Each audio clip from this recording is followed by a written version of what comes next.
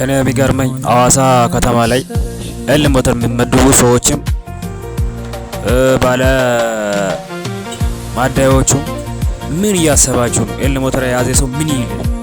ባለፈው ወደ 1000 ምናምን ያህል ሞተር ተሰልፎ 100 ነው 200 ቀዳ 800 ለሳምንት አልቀደም። የት ይግባ? አሁን ትናንትናም ያው በየቦታ 4 ቦታ ተመደበ። 4 ቦታ 100 ቀዳ። የቀረውስ የት ይግባ? አይስራ ሰው አይንዳ ውጪ 1000 ብር እየተሸጠ ነው። እያያችሁ ነው። ቤንዚን ምን እንሆነ? እሺ 100 ሰው ቀዳ። የቀረው የት ይሂድ? ምን ያድርግ?